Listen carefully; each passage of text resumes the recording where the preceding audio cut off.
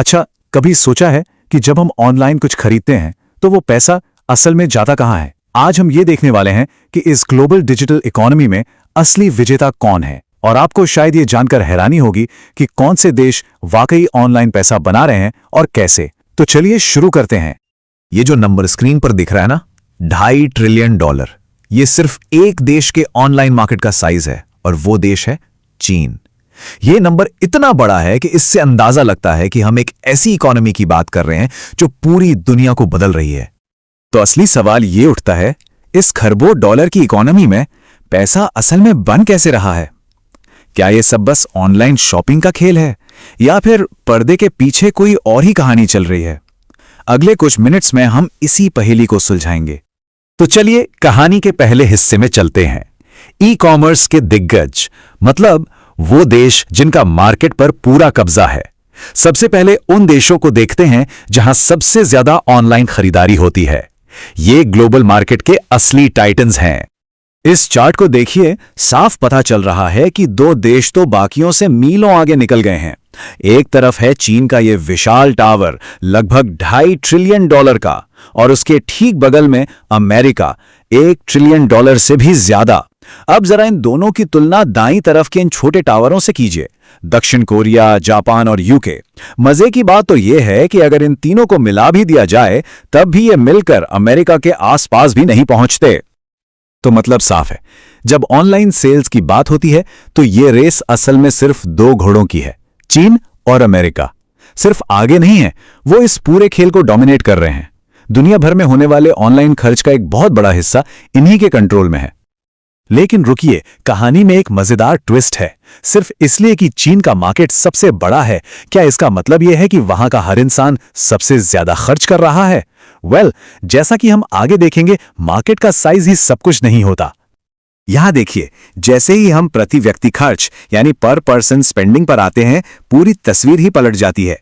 हाँ, चीन का ओवरऑल मार्केट सबसे बड़ा हो सकता है, लेकिन जब बात आती है कि एक एवरेज इंसान कितना पैसा खर्च कर रहा है, तो उस मामले में अमेरिका सबसे आगे है।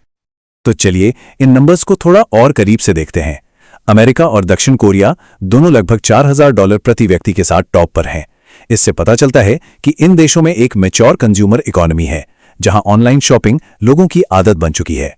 और इंटरेस्टिंग बात यह है कि चीन, जो दुनिया का सबसे बड़ा मार्केट है, इस लिस्ट में 5वें नंबर पर है। तो इससे एक बात साफ होती है, चीन का जो दबदबा है वो उसकी बहुत बड़ी आबादी की वजह से है, ना कि हर इंसान के बहुत ज्यादा खर्च करने से।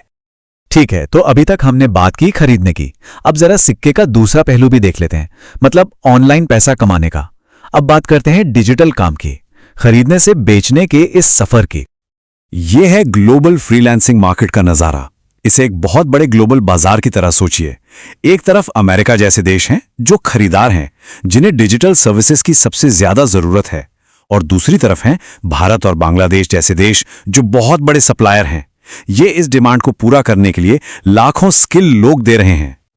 और ये जो कोट है, ये पूरी कहानी को बड़े अच्छे से समझाता है। भारत और बांग्लादेश ग्लोबल ऑनलाइन लेबर का एक बड़ा हिस्सा सप्लाई करते हैं। इसका सीधा सा मतलब है कि अगर न्यूयॉर्क में किसी स्टार्टअप को एक वेबसाइट बनवानी है, तो वो ढाका में बैठे किसी डेवलपर को हायर कर सकता है। यह है टैलेंट की एक सच्ची ग्लोबल सप्लाई चेन। तो सवाल यह है कि ये फ्रीलांसर कर क्या रहे हैं? ये बेच रहे हैं हाई इनकम डिजिटल स्किल्स। हम बात कर रहे हैं web development, digital marketing, video editing जैसी चीजों की। मतलब वो सारी स्किल्स जिनकी आज के दौर में हर बिजनेस को ऑनलाइन कामयाब होने के लिए जरूरत पड़ती है। तो जब हम इन सारी बातों को एक साथ जोड़कर देखते हैं, तो क्या तस्वीर सामने आती है? हमें यह पता चलता है कि ऑनलाइन इकोनॉमी में जीतने के दो बिल्कुल अलग अलग मॉडल हैं। चलिए इस बड़ी पिक्चर को समझते हैं। ये टेबल देखिए, इससे सब कुछ क्रिस्टल क्लियर हो जाता है। एक तरफ है कंज्यूमर सुपर पावर जैसे चीन, जिनकी ताकत है उनका बहुत बड़ा ई कॉमर्स मार्केट। दूसरी तरफ है प्रोवाइडर देश जैसे भारत और बांग्लादेश, जो पूरी दुनिया को डिजिटल सर्विसेज सप्लाई कर रहे हैं।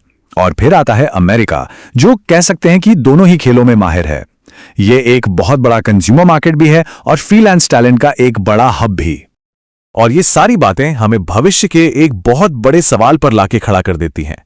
क्या आज जो देश प्रोवाइडर हैं वो कल के कंज्यूमर सुपर पावर बन पाएंगे, या फिर ऑनलाइन खरीदने वालों और ऑनलाइन काम करने वालों के बीच का ये फासला और भी बढ़ जाएगा? इन सवालों का जवाब ही आने वाले समय में ग्लोबल इकोनॉमी का भविष्य तय करेगा।